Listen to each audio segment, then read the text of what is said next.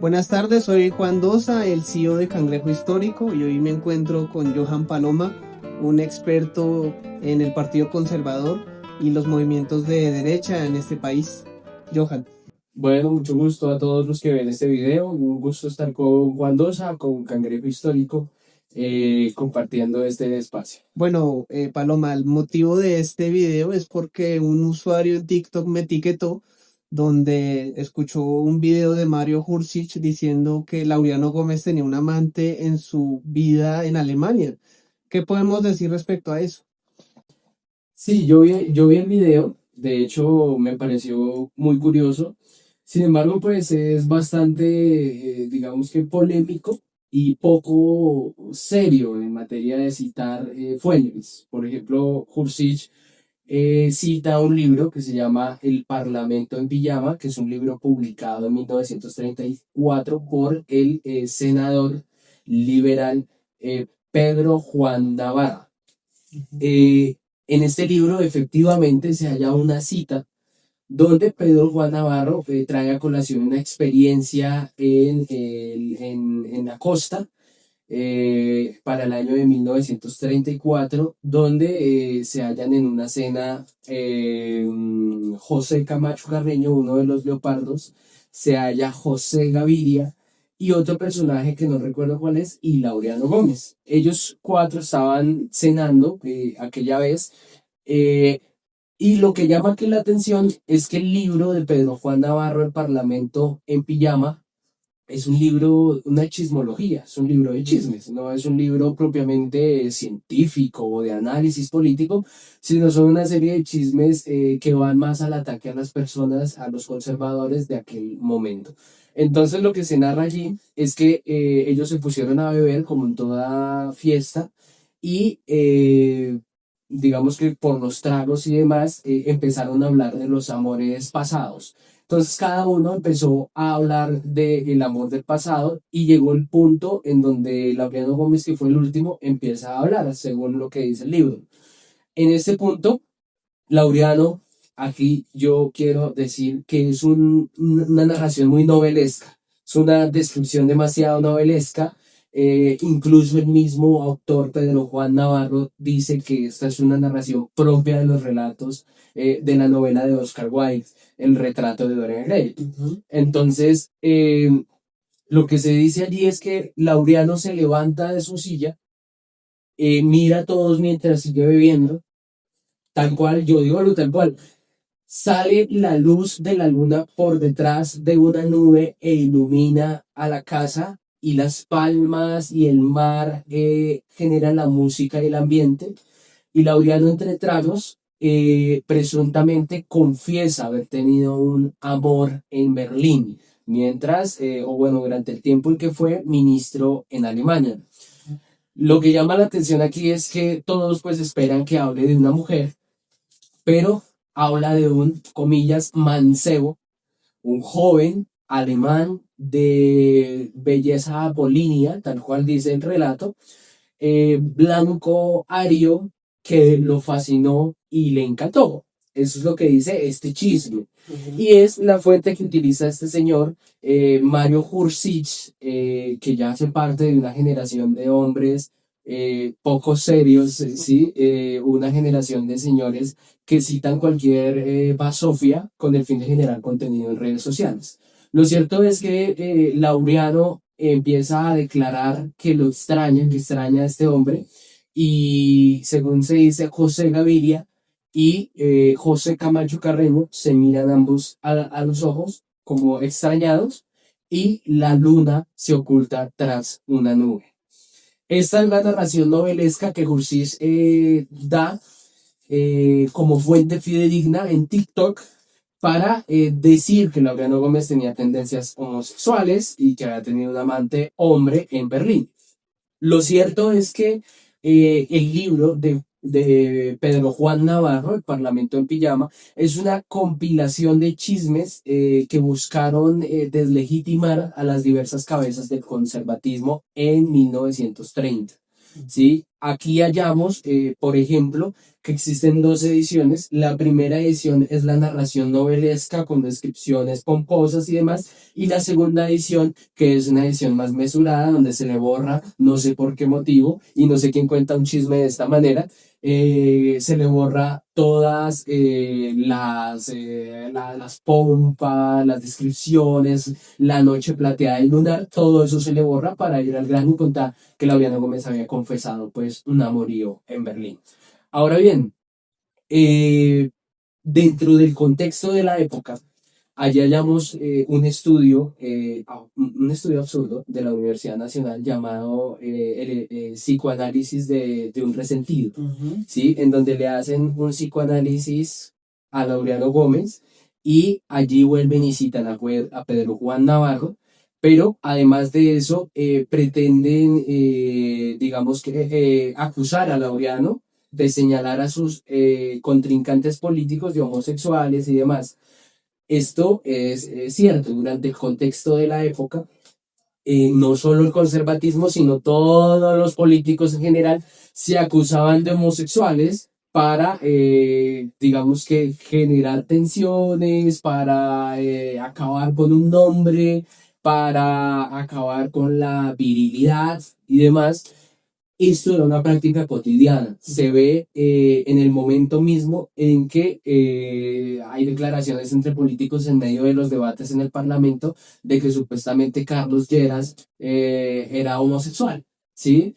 O que presuntamente Gilberto Alzate Avendaño era homosexual. Eso era un rifirrafe en donde se arrojaban, digamos que esos calificativos en ese momento, y que no extrañaría que viniese también de parte del liberalismo. Recordemos que el libro es publicado en 1934.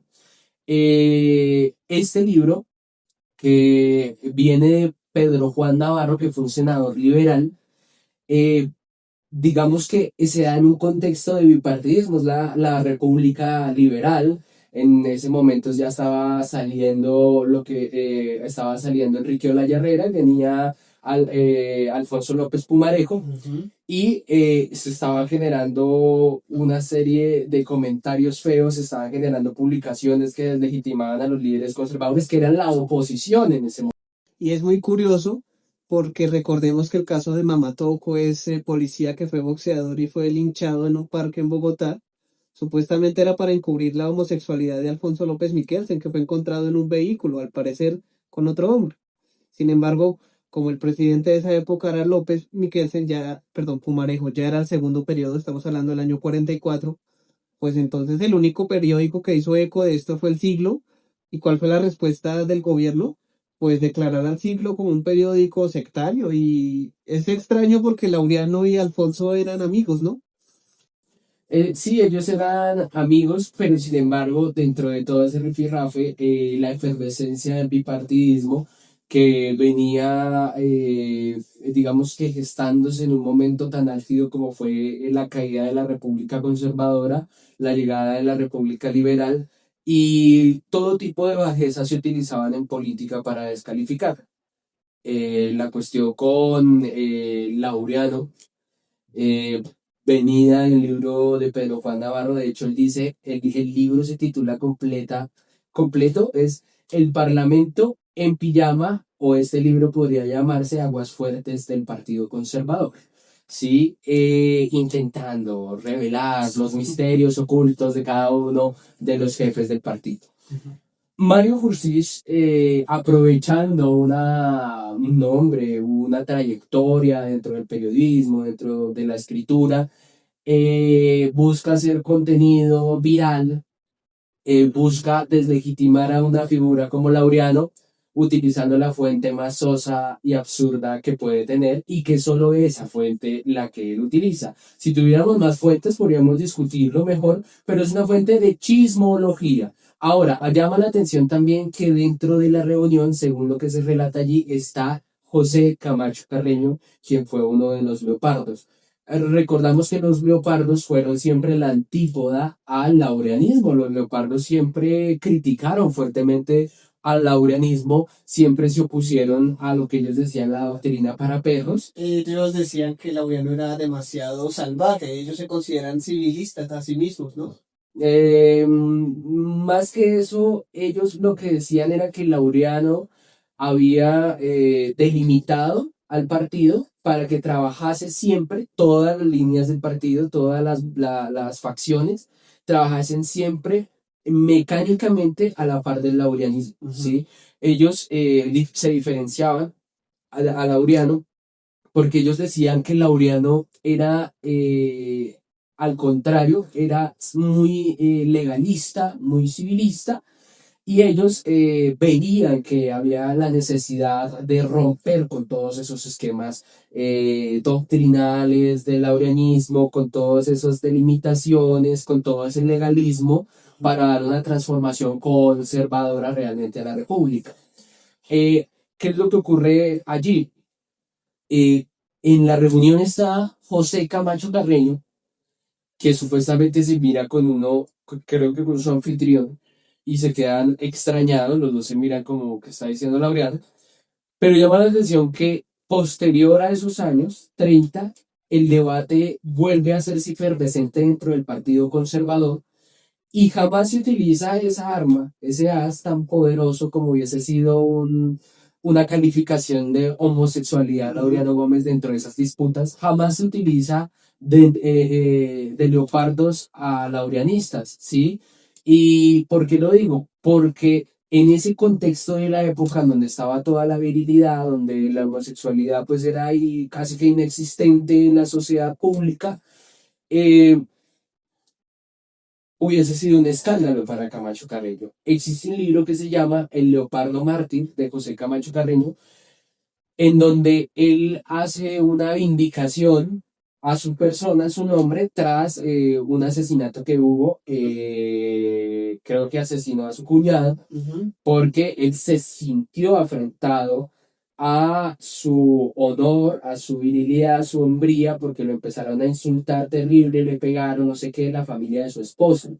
Y allí eso es toda una apología a la virilidad, al varón, al honor, a todo eso que es tan importante para un hombre y que evidentemente una declaración así por parte de Laureano en esos choques que había también dentro del Partido Conservador hubiese sido más importante que se hubiese utilizado en la época. Exacto, y de hecho es curioso porque Laureano no quiso y se negó a toda costa que el Gilberto Alzate Avendaño fuera el primer designado del Frente Nacional. De hecho, llegó a decir que su bravura sobrepasaba todas las normas existentes en la sociedad. ¿Cuál era ese miedo de Laureano de que Alzate fuera el primer presidente del Frente Nacional y por qué le iba? Laureano tiene una desconfianza, una inquietud con respecto a Gilberto Alzate Avendaño, y es que Alzate Avendaño para el año 1900, hasta el año de 1939, de acuerdo al historiador César Augusto Ayala, que tiene la trilogía, Gilberto Alzate Avendaño no vuelve a hacer mención del fascismo, que parece ser que sí le atraía un poco. Sí, de hecho tenía su cabeza rapada y decía que era inspiración a Benito Mussolini. Sí, sí, sí, y hasta el 39 deja de tener, digamos que digamos, esa manifestación pública de una atracción por el fascismo. Eh, Eso le generaba inquietud a Laureano, que fue marcadamente contrario al fascismo. Laureano, cuando es ministro o embajador en Alemania, eh, cuenta Juan Esteban Constaín, que escribe el libro de Álvaro, su vida y su siglo, y aquí en contraposición no, en contraposición a la historia de Pedro Juan Navarro, de que Laureano se escapaba del Club del Dorado, no sé qué, allá en Berlín. Laureano fue con toda su familia a Alemania, o sea, es decir, él estuvo con su hijo Álvaro, y allí en el libro de Juan Esteban Constaín se narra que Laureano llega a asistir a un discurso de Hitler, y él va con Álvaro de la mano. Que era un niño en esa época. Era un niño, pero narra que se acuerda de todo eso y dice que Laureano se queda escuchando un momento con toda la multitud ahí en Berlín, pero que Laureano le dice vámonos y se van sin escuchar más. Laureano después, posteriormente, hace un reconocimiento a la oratoria, a la gesticulación, a la fuerza de los discursos de Hitler, pero él dice que todo eso, todas esas cosas van alineadas a un proyecto sumamente perverso, malo y que tiene que caer por fuerza de la historia y de la moral. Entonces, Laureano con respecto a Gilberto Alzate y ese pasado de glorificación o de atracción al fascismo, tiene una inquietud. Digamos que esa inquietud ya se ve reflejada a principios de la década del 50, cuando Laureano espera a que el designado, tras sus problemas de salud, sea Urdaneta y no Alzate Avendaño. O sea, él espera a que designen a Urdaneta, porque temía que designaran a Alzate. Sí. Y es porque él decía evidentemente en su libro El Cuadrilátero, el fascismo es una acción que va destinada a construir algo que se va a derrumbar por su mismo peso, dadas las afrentas a la moral y a la humanidad y a la dignidad del ser humano. Exacto, y podríamos decir entonces en contraposición con el laureanismo que el ospinismo era más amable con el alzatismo. ¿Esto por qué lo digo? Uno de los descendientes de la familia Ospina, que era el general Mariano Ospina Rodríguez, no el abuelo, sino un primo de Ospina Pérez, que tenía el mismo apellido, él era comandante de las Fuerzas Armadas en ese momento del golpe de Estado, y él narra en un paper que Laureano Gómez se negó a toda costa que Alzate Avendaño fuera el designado porque tenía las mayorías en el Congreso. Tanto así que su hijo Enrique fue hasta el Capitolio a negociar con el Congreso la postulación de Urdaneta. Entonces, ¿cuál era esa como fascinación que tenía Ospina Pérez por Alzate Avendaño? Al final de cuentas, los dos pactaron la caída de Laureano. De acuerdo al historiador César Augusto Ayala, que hace todo un análisis, el mejor análisis de los leopardos y del alzatismo, lo hace este historiador, que es un historiador de izquierda. Es decir, eso es lo que lo hace más interesante, porque es un historiador que no se inclina, sino que con la objetividad de todo lo que encuentra, hace sus, digamos que sus análisis, y sus resultados son mostrados tal cual lo que él ve. Él tiene una teoría que se llama la circularidad ideológica, ¿sí? Y él dice, en efecto, Alzate Avendaño tuvo una inclinación por el fascismo, ¿sí? Hasta 1939. Su vida pública inicia en 1948 con el 9 de abril, propiamente un retorno a la política con una fuerza y una aparición pública ante las masas. Y el alzate que llega en ese momento es un alzate distanciado del fascismo, pero es un alzate también que tiene una visión modernizadora, una visión que a causa de las fuerzas ideológicas con el liberalismo empiezan a aproximarse, ¿sí? El liberalismo y el conservatismo empiezan a asemejarse en puntos, y el Gilberto Alzate Avendaño que viene a aparecer tras el 9 de abril es un Gilberto muy conservador, católico, bolivariano, tal, pero también muy liberal. Es decir, parece ser que hay dos alzates, uno que tuvo esas inclinaciones fuertes por una derecha fascista, pero un Gilberto Alzate que llega en un segundo periodo, muy liberal, muy próximo a Mariano Ospina, un crítico del laureanismo y la reforma constitucional que pensaba hacer en el 50, uno más crítico con el Frente Nacional, cuando se pacta el Frente Nacional en Sitges y Benidorm, él se muestra contrario porque dice que la democracia colombiana va a ser mancillada con este pacto. Entonces, él ve en Ospina Pérez, quien empieza a ser también un contradictor al laureanismo, quien empieza a ser una cabeza un poco conservador, liberal dentro de nuestra colectividad, aquel escudo de defensa del desarrollo de un ingeniero como era Ospina, el desarrollo de Colombia, de la industria, de la economía, pero también el defensor de la democracia y tal, con los toques del alzatismo o los vestigios del alzatismo que tenía Alzate Avendaño.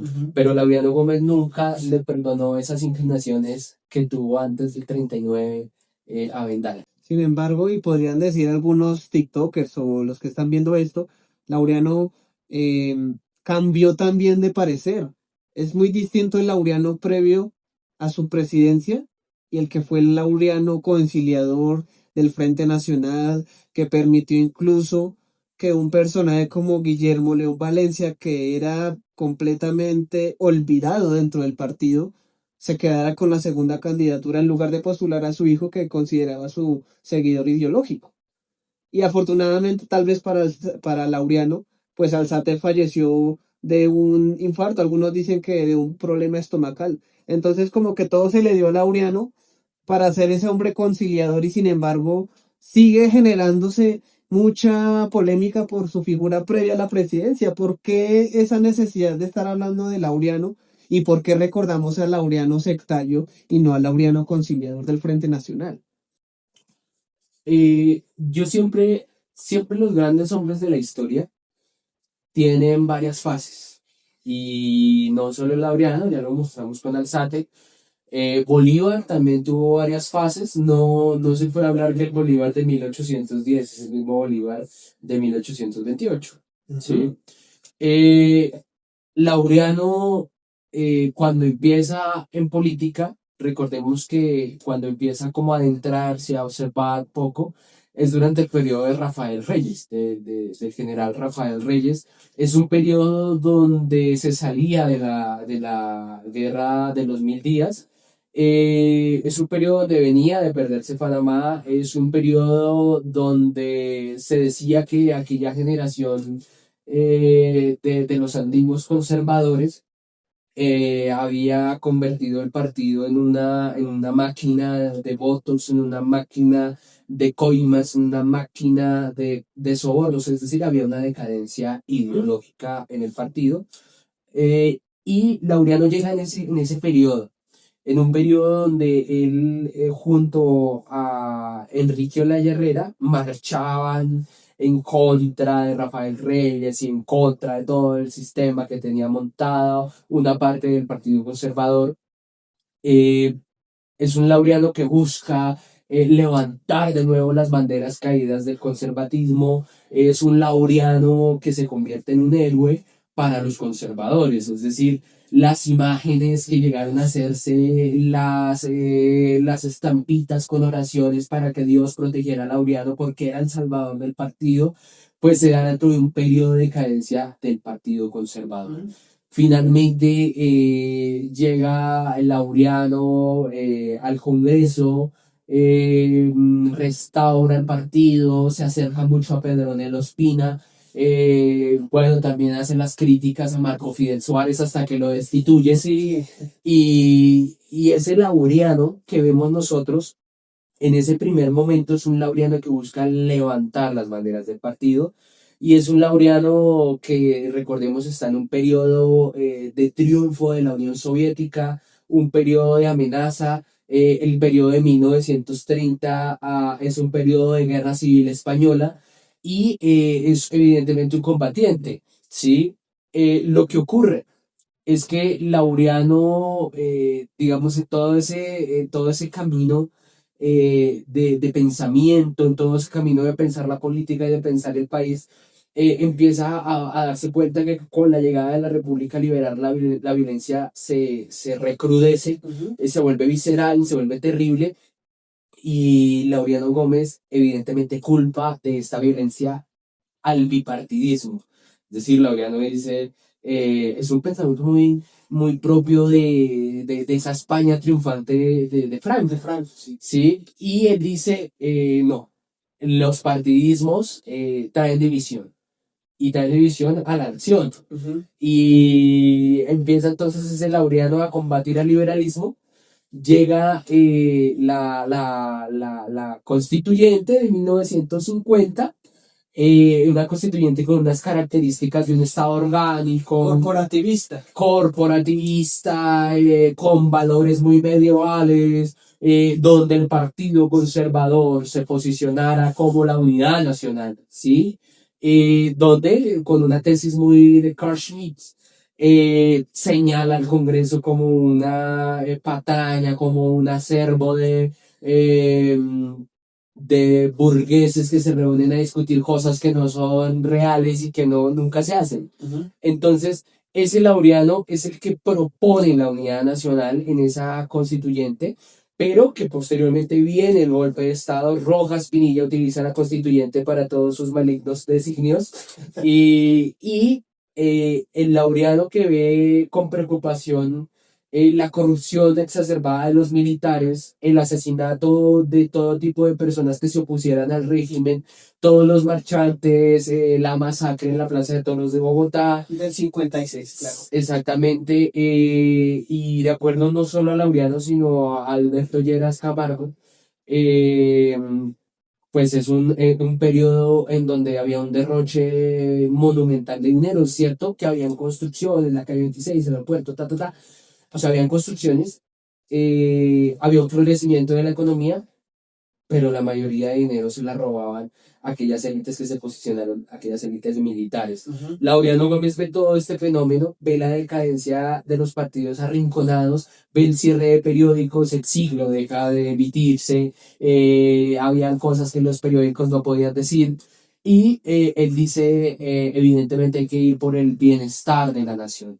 Y es cuando también dentro de toda esa preocupación Alberto Lleras Camargo va y busca a Laureano Gómez en las playas de España para poder pactar el Frente Nacional con el fin de darle caída, con el fin de echar abajo toda la dictadura militar, la corrupción y la decadencia. Entonces es un Laureano que decide tomar una decisión y prefiere salvar el país de toda esa corrupción, esa miseria moral y generar, digamos, un nuevo futuro también muy pensado. Es decir, que Laureano haya buscado que el último puesto del Frente Nacional hubiese sido conservador, es evidentemente una jugada política. Laureano Gómez buscaba que el Partido Conservador dejara las reglas del juego sentadas para las elecciones post Frente Nacional. Exacto. Es curioso porque dicen que a último momento iba a Valencia y de un momento a otro quedó Lleras, porque los conservadores habían pactado precisamente que el primer periodo lo empezaba un conservador. ¿Por qué tomó Laureano esa decisión a último momento? Sin consultarle a Valencia, que él ya había proclamado candidato en Antioquia en el 57, durante estos plebiscitos por el voto femenino y todo eso, que llevó a Laureano a cambiar de candidato a última hora y darle a los liberales esa cuota. Pues de acuerdo, hay un profesor que se llama David Roll Vélez. Es un profesor que analiza ese momento histórico del Frente Nacional y lo que se muestra es evidentemente que hay una serie de preocupaciones y discusiones internas dentro del Partido Conservador con respecto a una propuesta de alternancia muy novedosa y curiosa. O sea, no era normal que se pactara algo así, pero en bien del fin de la dictadura, en bien de la paz entre los partidos y demás, pues se pacta, pero si hay discusiones internas que dicen que si se permite que el Partido Liberal quede con el puesto final, con el turno final, el Partido Liberal es quien va a sentar las reglas post Frente Nacional. Entonces Laureano Gómez toma la decisión de cambiar todo lo que ya se había hecho y dejarles el primer puesto, que es Alberto Lleras Camargo, quien queda, para que quede el último puesto del Partido Conservador con el fin de asentar las reglas de juego, con el fin de que no quedaran reglas liberales, sino quedaran reglas conservadoras de allí en adelante. De acuerdo. ¿Cree Johan que Colombia necesita más laureanos? Pero, ¿qué laureano sería si fuera su respuesta positiva? ¿El laureano de los 30? ¿El laureano presidente de los 50? ¿O el laureano conservador de los finales de 50 y los 60? ¿Y por qué? Yo creo que con respecto a la decadencia moral, social, política, partidista, toda general, la decadencia general que hay en Colombia, se necesita un Laureano Gómez, sí. Laureano Gómez, aquel adalid de la doctrina, de la moral, el fiscal del Congreso, tiene que volver. El Partido Conservador lo necesita también, es decir, el partido ya no tiene ningún caudillo, no tiene un doctrinario fuerte, no tiene un humanista y una persona como Laureano Gómez. En este momento donde políticas como el aborto, políticas como la destrucción de la familia, La eutanasia, la La eutanasia, legalización de los cultos paganos. la santería, todas estas cosas, y que no hay una figura que hable en nombre de Cristo, de la Iglesia Católica, de la moral, que haga ese frente sin terror, ¿sí? Porque es que la gente sigue líder y Colombia es un país que sigue líderes, ¿sí? Y ahora lo que tenemos, así diga el petrismo que no, tenemos por un lado liberales y el petrismo, no es derecha contra izquierda, sino el liberalismo progresía del pasado, como es el uribismo, contra el petrismo izquierda socialista del siglo XXI, ¿sí? Pero una derecha conservadora, religiosa, cristiana, católica, defensora de la familia, de oposición acérrima, ferviente, científica, doctrinaria,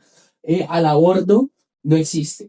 Y la misión actual es del Partido Conservador, es quien ha tenido la misión desde siempre y quien no ha sabido interpretar el momento histórico y que yo pienso, de acuerdo a toda esta decadencia y lo que sienten los ciudadanos, que un candidato fuerte para la presidencia debiera ser conservador. No lo es por causa de la decadencia del partido, pero si el partido se tomara en serio este momento histórico y su pasado, su acervo histórico, su acervo cultural, su acervo religioso, tendría un líder como Laureano Gómez o el heredero del laureanismo en Colombia, con el fin de que regresara la moral, la religión y el orden. ok, bueno, viendo el panorama político como conservadores que somos, Cangrejo Histórico se ha dedicado a hacer una recopilación bipartidista, multicultural, pero Juan Dosa es abiertamente católico, igual que Johan, y conservador. ¿Usted cree, Johan, que en esta desunión en que estamos, la fe católica puede ser ese motor para unir a los colombianos? Sí, Colombia es un país que es mayoritariamente católico y tradicionalmente católico. Y se mostró con el sepelio y las exequias de Miguel Uribe Turbay. Colombia sigue teniendo una cercanía a la Iglesia Católica grande. Evidentemente hay otros cultos, ¿sí? Que están amparados por la Constitución de 1991 y que han ido creciendo después del 91. Pero veredas, pueblos, corregimientos, municipios, ciudades, el catolicismo sigue siendo grande, ¿sí? Y el catolicismo puede ser una forma de unidad nacional, es una forma que llama siempre a la paz. La Iglesia Católica es una institución que ha servido siempre al país y que en los momentos duros sabemos que si hay un asesinato de un político de derecha, la iglesia está allí. Y si hay un asesinato de un político de izquierda, la iglesia está allí. Y esa unidad se debe encontrar en Dios y así ha sido históricamente. Es decir, nosotros tenemos que construir sobre una historia nacional y en este caso nuestra historia nacional se ha cimentado desde 1902 cuando Monseñor Bernardo Herrera Restrepo le propone al presidente marroquí que consagre a Colombia el Sagrado Corazón para que termine todo este dolor, toda esta sangre, toda esta violencia con la Guerra de los 1000 días. La Iglesia Católica tiene también esa ligazón al pasado, 1902, Colombia también, Colombia del Sagrado Corazón de Jesús. El Sagrado Corazón de Jesús le dará paz a Colombia. La paz no se va a encontrar en palabras superfluas. La paz, como la entendemos cuando nosotros los conservadores hablamos de paz, la paz viene de Cristo, no es una paz humana. La paz es de Dios. ¿Por qué es de Dios? Porque la paz viene cuando todo está ordenado. La moral está ordenada. Si hay moral ordenada, el aborto por lo tanto es execrado. El aborto no tendría que existir si hay una moral ordenada. La paz existe cuando hay horror, temor, miedo por ser corrupto, ¿sí?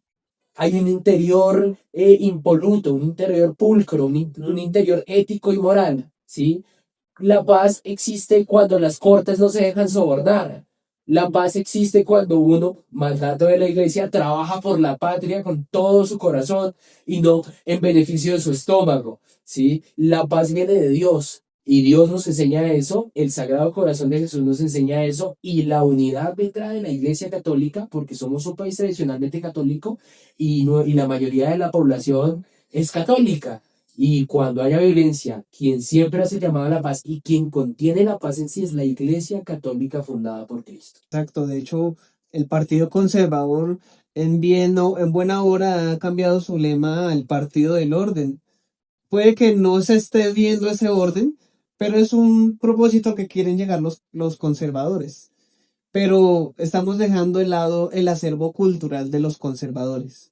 Los liberales y la izquierda últimamente ha adoptado ídolos un poco superfluos de cultura, pero no recordamos que Caro era conservador y fue el artífice de la Constitución. Holguín era conservador, era un tipo cultísimo. Manuel María Mayarino era un presidente que apostó por la educación y por la conexión con el tren, algo que no se había visto en América. Es que Colombia fue pionera en los sistemas ferroviarios. Todos eran conservadores. Laureano Gómez era ministro de obras de Pedro Ospina y desarrolló muchísima infraestructura en Bogotá. ¿Qué nos puede decir del aporte cultural del Partido Conservador? Yo pienso que hablemos de la generalidad primero. Actualmente hay una decadencia política gigante, ¿sí? Si ya desde los años 40 se venía hablando de una decadencia, la de ahora es el mismísimo tártaro, es el mismísimo infierno. El Congreso de la República se volvió un circo, ¿sí? Y es realmente horrible que la investidura, la dignidad, la preparación, la demostración, la lógica, el argumento, como decía Laureano Gómez, se haya echado al traste, ¿sí? Antes, no solo los conservadores, sino los liberales también. Gente cultísima como Rafael Uribe eran humanistas, se leían de todo, sabían la cultura, sabían de Occidente, sabían de Oriente. Laureano Gómez tiene las obras completas, que son 6 volúmenes, en donde escribe de todo: historia, poesía, literatura, política, teoría. O sea, es algo que demuestra que era un tipo muy leído, ¿sí? Hallamos a Miguel Antonio Caro, que yo creo que ha sido uno de los más magnos pensadores en América del Sur, ¿sí? De los más grandes que ha habido, de los más cultos, de los más doctos, el caballero Miguel Antonio Caro en materia de literatura, pero no solo de literatura, sino de filosofía. Un verdadero filósofo que ha habido es Caro. Otro, el último que nos ha dejado, o uno de los últimos, es Álvaro Gómez Hurtado. Todo el mundo reconocía en su momento, cuando fue asesinado, que lo que más se perdía para Colombia era un tipo inteligentísimo, en palabras de Jaime Garzón. Incluso Jaime Garzón decía que para imitarlo había que leerlo, porque no solamente era imitarle su tono de voz y su forma de comportarse, sino su pensamiento. Era muy difícil. Claro, era ahí Villegas Editores haciéndole propaganda a Villegas, hablando financiero. Villegas Editores tiene las obras selectas de Álvaro y allí se halla de todo, desde el marxismo que leyó. Él da una conferencia sobre Marx en la Universidad Nacional. Incluso él dice que para conocer el comunismo hay que leerlo, hay que Claro. entenderlo. No podemos enfrentarnos a algo que no entendemos. O sea, Laureano y Álvaro eran personajes supremamente doctos en estos temas. Claro, era algo impresionante porque Álvaro leía Marx y le gustaba. No que lo siguiera y lo cumpliera, sino que leerlo le generaba pensamiento. Y él da conferencias en la Nacional.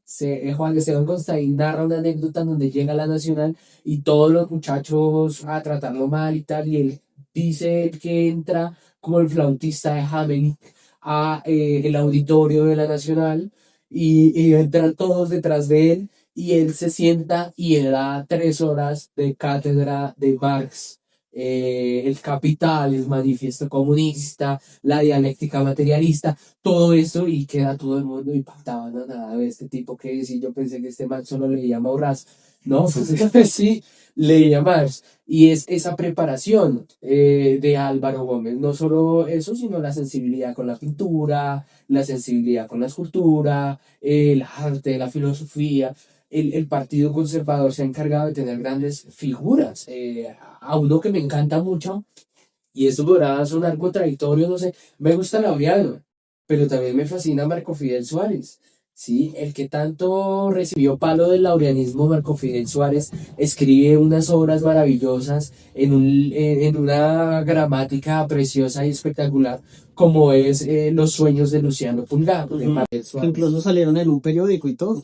Sí, los sueños empezaron a salir en 1923, en donde como tal son 12 tomos. Yo tengo 12 tomos, salían en el periódico y eran análisis internos del Partido Conservador, análisis de la política coyuntural, análisis de la pérdida de Panamá, análisis de las obras públicas, análisis de la inversión pública, análisis de funcionamiento del Estado, Ujú. en diálogos, casi que muy parecido a los diálogos de Platón, en diálogos donde Luciano Pulgar era el personaje que identificaba a Marco Fidel Suárez. Y en esos diálogos hay uno muy bonito, ojalá lo lean en el partido, lo desempolven, se llama El sueño del Partido Conservador.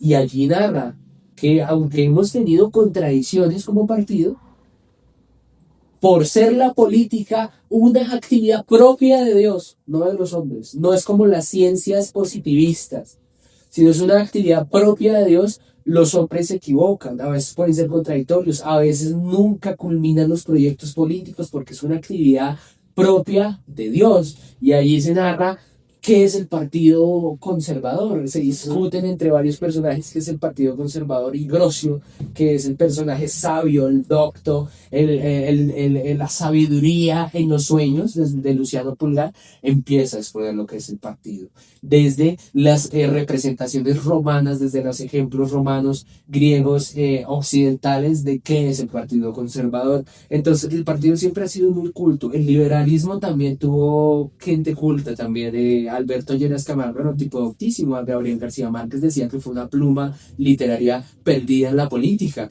pero ahora es decadencia total, y se los digo en serio.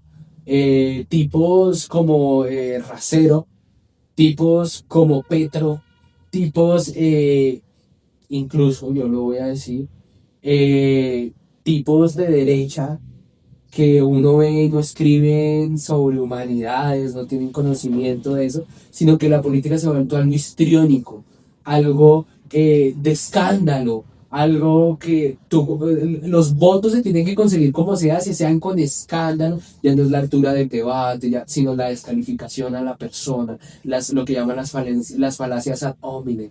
Y en eso se ha convertido la política actual. Tipos doctos como Serpa, tipos doctos como el mismo Barco, se han perdido también en el liberalismo en Colombia, en su generalidad, no diré que todos, su generalidad se ha llenado de políticos vacíos que buscan solo actuar de acuerdo al escándalo, de acuerdo a la falta de preparación, de acuerdo al poder económico, pero no a la preparación humana, a la preparación intelectual y espiritual. Qué curioso que volvamos al inicio. Estábamos hablando precisamente que esa farándula rosa fue la que generó este espacio de conversación de un chisme de Laureano Gómez del año 30-32, y precisamente la sociedad actual y la política es como ese libro de chismes de farándula. Sí, de hecho Laureano para el año de 1928, si no estoy mal, se retira del Congreso. ¿Y cuál es el argumento de Gómez? La falta de demostración, de lógica, de argumentación, de preparación, la falta de honor, la falta de doctrina, la falta de ideas, ¿sí? Lo hacen que se retire de la política y dicen, yo no soy digno de estar en el Congreso. No porque sea inferior al Congreso, sino porque se ha llenado de un montón de tipejos Ujú. que han convertido a la política en escándalos, en decadencia, en descalificaciones, y allí, en este contexto, surge Pedro Juan Navarro, liberal, y sus muy graciosas novelas de Oscar Wilde atribuidas al doctor Gómez. Un dandy. No, tenaz, o sea, esa situación de Pedro Juan Navarro, pero aún peor. Colombia actualmente está en decadencia y tenemos a tipos como Mario Jursich, muy graciositos, tal, sí, respetables por su trabajo, evidentemente, pero que también eso queda en comprobación con respecto a tomar fuentes de chismología y mostrarlos en TikTok como le tengo el mejor chisme.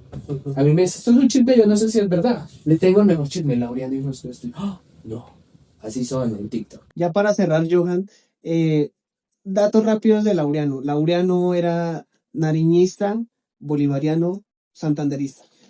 Laureano era bolivariano, le encantaba Bolívar y cultivó durante toda su vida el estudio por Bolívar. ¿Cómo hubiese sido un Álvaro presidente en el 58 a diferencia de cómo hubiese sido Álvaro candidato? Hubo un Álvaro del 58 supremamente godo, espectacular. El Álvaro que se haya reflejado en La Revolución en América, que es un libro maravilloso, elogiado por todo el mundo, hasta por la Universidad Nacional y Orlando Falsborda, todos ellos elogiaron La Revolución en América. Un Laureano occidental, hispanista, del orden, de las jerarquías, ¿sí? A diferencia del cambio del Laureano, ya el del final, del Laureano del Álvaro, perdón, a diferencia del Álvaro del final, que ya era un Álvaro un poco más democrático, en el sentido mejor utilizar el concepto democratista, un Álvaro un poco más abierto, un Álvaro de la participación nacional, del borrón de las líneas ideológicas, un Álvaro también preocupado por la situación del país, el narcotráfico y todo su estado casi fallido. Hubiese sido un Álvaro más del consenso y de una unidad sin matices, ¿sí? Y con un poco una pérdida de la doctrina conservadora, un Álvaro un poco más progresista. Bueno, Johan, muchas gracias. Este fue un espacio que surgió a raíz de una necesidad de desmentir toda esa basura que uno ve en redes sociales. No estoy hablando del autor, sino de cómo se viraliza este tipo de contenido que no sirve para nada. Sin embargo, les invito a que sigan a Johan Paloma, taurino, escritor, un hombre de Dios, un compañero de partido destacadísimo, un tipo súper culto. Y síganme en Cangrejo Histórico para más historias de política de Colombia y del mundo. Muchas gracias. Gracias.